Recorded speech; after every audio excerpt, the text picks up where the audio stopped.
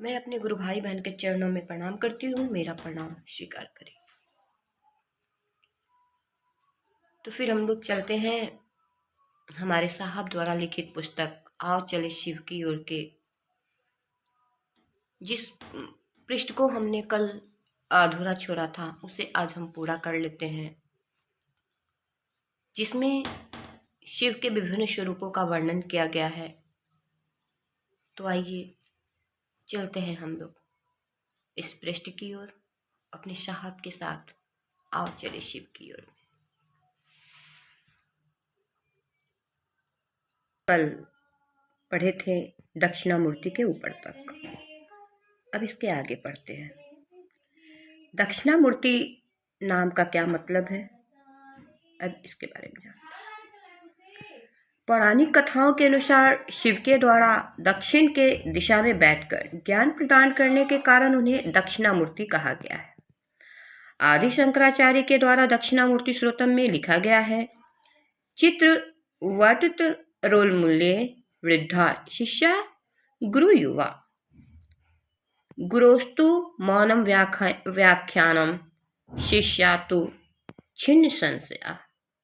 अर्थात एक वट वृक्ष के नीचे एक युवा गुरु बैठे हैं और उनके सभी शिष्य वृद्ध हैं। युवा गुरु का मौन व्याख्यान चल रहा है। सबसे आश्चर्य की बात यह है कि यह युवा गुरु कुछ नहीं बोल रहे, फिर भी उनके शिष्यों का संशय पल प्रतिपल नष्ट हो रहा है। ऐसे दक्षिणामूर्ति शिव को प्रणाम है। कुछ ग्रंथों में शिव के दक्षिणामूर्ति स्वरूप का उल्लेख आया है। आगम ग्रंथ, कश्यप शिल्प रत्न आदि ग्रंथों में ज्ञान और व्याख्यान योग एवं विनाधर दक्षिणामूर्तियों का उल्लेख है। प्रपंच सार संग्रह में संहार दक्षिणामूर्ति, लकुलिश दक्षिणामूर्ति, मेधा दक्षिणामूर्ति तथा शाम्ब भगवती के साथ दक्षिणामूर्ति का भी उल्लेख है।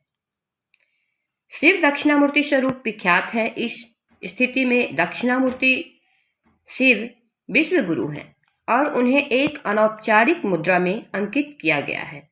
दक्षिणामूर्ति को उनके गुरु स्वरूप की मूर्ति है। उनका एक पांव जमीन पर है और दूसरा उस सिंहासन पर जहां वे बैठे हैं। उनका एक हाथ इस प्रकार उठा हुआ है जैसे कुछ व्याख्या कर रहे हैं। कुछ इतिहासकार मानते हैं कि इस मूर्ति पर बौद्ध धर्म की छाप है।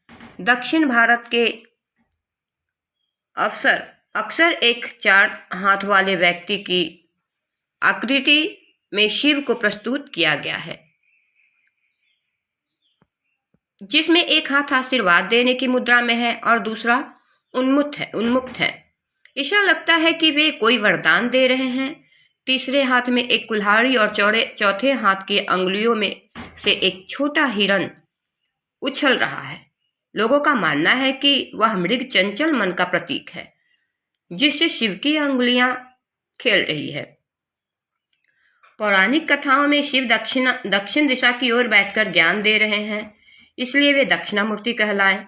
आप समझ सकते हैं कि ज्ञान देने वाले स्वयं शिव हैं और ज्ञान तो किसी दिशा में बैठकर शिष्यों को दिया जा सकता है। ऐसी मान्यता का कारण यह हो सकता है कि भारत ऋषियों मनीषियों की भूमि रही है और शिव का स्थान उत्तर हिमालय में माना जाता है। हिमालय से भारत दक्षिण ही पड़ेगा। दक्षिण मुख से ज्ञान देने की बात पौराणिक है, किंतु व्यवहारिक नहीं लगती। शिव के पंचानन स्वरूप में एक पौराणिक नाम ईशान भी है। ईशान का अर्थ होता है उत्तर पूर्व। प्राचीन मान्यता है कि शिव ईशान में रहते हैं। वैदिक काल के बाद जब सब ग्रंथों का समय आया तो रुद्र के लिए जो हवन किए जाते थे, उसमें हवन के बाद रुद्र को उत्तर पूर्व ईशान दिशा में जाने को कहा जाता था। भारत के उत्तर में हिमालय है, जो शिव का निवास माना जाता है। भारत के मनीषियों को जब भी शिव से ज्ञान लेना होगा तो शिव को तो दक्षिण की ओर मुख करना होगा। दक्षिणामूर्ति शब्द का सही अर्थ जो अपेक्षित प्रतीत होता है वह है कल्याण की मूर्ति। शिव को कल्याण सुंदरम भी कहा गया है। दक्षिण शब्द का विपरीत वाम होता है, इसलिए दक्षिण का अर्थ शुभ होता है और वाम का अर्थ अशुभ होता है। ग्रंथों में दक्षिण काली और वाम काली विश्लेषण आया है। दक्षिण काली गृहस्थों घर में पूजिता है और वाम काली शमशान में। ये सब किताबें बोलती है। शिव निश्चय ही दक्षिणामूर्ति हैं, वे परमात्मा भी हैं और परम गुरु भी। वे जीवात्मा को परमात्मा से युक्त भी करते हैं। सचमुच में वे कल्याण की मूर्ति हैं। अब आते हैं पंचानन। पंचानन नाम का क्या मतलब है, अब इसके बारे में जानते हैं। शिव का नाम पंचानन स्वरूप सद्गुरु में समाविष्ट 5 शक्तियों का भी प्रतीक है। पंचानन शब्द का अर्थ 5 आनंद से है। आनंद का अर्थ मुख होता है, अर्थात पंचमुख, 5 मुख वाला। महादेव वास्तव में शिव गुरु के रूप में 5 शक्तियों का उपयोग करते हैं, इसलिए उन्हें पंचानन कहा जाता है। ग्रंथों में 5 मुख के अलग अलग नाम दिए गए हैं। इस नामों में भिन्नता भी है। वैसे ये नाम है सद्धोजात, तत्पुरुष, वामदेव, अघोर एवं ईशान। सद्धोजात नाम शब्द का अर्थ होता है सभी का, अभी का जन्मा हुआ। तत्पुरुष वह पुरुष, वामदेव उल्टा करने वाला, विनाश करने वाला, अघोर जो घोर नहीं होता है, जहाँ तरंगे नहीं है, जो क्षुब्ध नहीं होता है। ईशान उत्तर पूर्व वर्णन आया है कि ये 5 शक्तियां सृष्टि, स्थिति, संहार, तिरोभाव और अनुग्रह है। इन 5 शक्तियों को इस प्रकार की उपाधि युक्त किया जा सकता है: इच्छा, ज्ञान, क्रिया, चित्त, ज्ञान एवं आनंद आदि शंकराचार्य ने ठीक ही कहा है। नमस्ते नमस्ते विभो विश्वमूर्ति, नमस्ते नमस्ते चिदानंद मूर्ति। ज्ञात है कि ईश्वर को सच्चिदानंद कहा जाता है। सच्चिदानंद में 3 शब्द हैं, सत प्लस सत जोड़ चित जोड़ आनंद, सच्चिदानंद। सत का अर्थ होता है नित्य, अर्थात जिसमें कभी भी कोई परिवर्तन नहीं होता। चित का अर्थ होता है ज्ञान और आनंद का अर्थ होता है जहां इच्छा करने की स्वतंत्रता हो। शिव ईश्वर का नाम है, किंतु गुरु के रूप में वे सत्य की शक्ति को सुषुप्त अथवा अवस्था में रखते हैं, क्योंकि गुरु शिष्य के प्रति सापेक्ष है और ईश्वर के रूप में समभाव में रहते हैं। गुरु शिष्य के प्रति समभाव में नहीं हो सकते। परमात्मा का गुण समभाव का है। वह मुर्गी भी है और मुर्गी को खा भी जाता है। वह रोगी भी होता है और चिकित्सक के रूप में चिकित्सा भी करता है। आदि शंकराचार्य द्वारा शिव की स्तुति में सच्चिदानंद शब्द का प्रयोग नहीं किया गया है, बल्कि वे कह रहे हैं कि नमस्ते नमस्ते चिदानंद मूर्ति। उनके द्वारा सत शब्द का प्रयोग छोड़ दिया गया है, जबकि इसके पूर्व की पंक्ति में आदि शंकराचार्य शिव को विभो विश्वमूर्ति कहते हैं। ईश्वर रूप में शिव समभाव में है, अतएव आदि शंकराचार्य सत शब्द का प्रयोग नहीं कर रहे। ग्रंथों में पंचानन शिव को गुरु शिव और तांत्रिक शिव भी कहा गया है। सदाशिव, सदाशिव का मतलब होता है सदाशिव शब्द का प्रयोग गुरु शिव के लिए हुआ है। वह शिव ईश्वर हैं, अस्थाई हैं, सत्यम शिवम सुंदरम है। वे गुरु के रूप में मनुष्य आत्मा को परमात्मा से एक में एक करते हैं और यह उनका अस्थाई गुण है। अतएव किताबें उन्हें सदाशिव के रूप में विभूषित करती है। वेदांती गुरु पूजा में आज भी जो श्लोक पढ़ा जाता है उसकी पंक्ति प्रारंभ होती है, प्रथमो सदाशिव, द्वितीय अस्मदाचार्य, तृतीय शंकराचार्य। यानी पहले गुरु सदाशिव अर्थात शिव की वंदना की जाती है।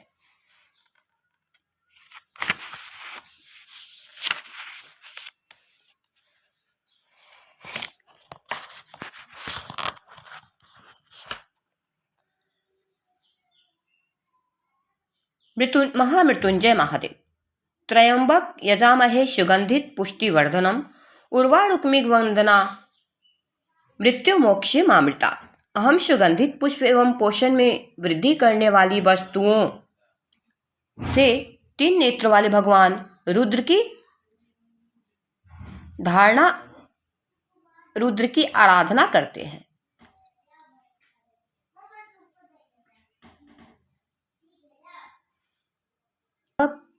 त्र्यंबकम यजामहे सुगंधि पुष्टिवर्धनम उर्वारुकमे वंदना मृत्यु मोक्षमामृता। हम सुगंधित पुष्प एवं पोषण में वृद्धि करने वाली वस्तुओं से 3 नेत्रों वाले भगवान रुद्र की आराधना करते हैं। वे रुद्रदेव हमें ककरी फल के समान मृत्यु के बंधन से बंधन मुक्त तथा अमृत से युक्त करें। ऋग्वेद के 7वें मंडल में महामृत्युंजय मंत्र है। कालांतर में यजुर्वेद के साथ अन्य ग्रंथों में भी यह मंत्र वर्णित है। असाध्य रोगों से मुक्ति और मृत्यु को दूर रखने के लिए आज भी महामृत्युंजय मंत्र जन सामान्य में उतना ही प्रासंगिक है जितना पूर्व में था। इसके बीज मंत्र का भी प्रयोग होता है। शिव के सहस्त्र से भी अधिक नाम है। यह नामोल्लेख शिव के द्वारा संपादित विभिन्न कार्यों को दर्शाता है। पुष्पदंत कवि ने शिव की स्तुति में ठीक ही कहा है। आसित गिरीशम शयात कज्जलम सिंधु पात्रे सुरत रुवर्ण शाखा लेखनी पत्र मुर्वी लिखती यदि गृहीत्वा शारदा सर्वकाल तदपि तव गुणाना मेष पारम न याति। निहितार्थ है कि यदि समुद्र के जल में हिमालय पर्वत के बराबर स्याही की टिकिया घोलकर स्याही बनाई जाए और स्वर्ग के वृक्ष पारिजात की शाखा की लेखनी बनाई जाए, पूरी धरती कागज हो और माँ शारदा स्वयं उस महेश्वर के गुणगान में अनंत काल तक लिखती रह जाए, तब भी वे नहीं लिख पाएंगी।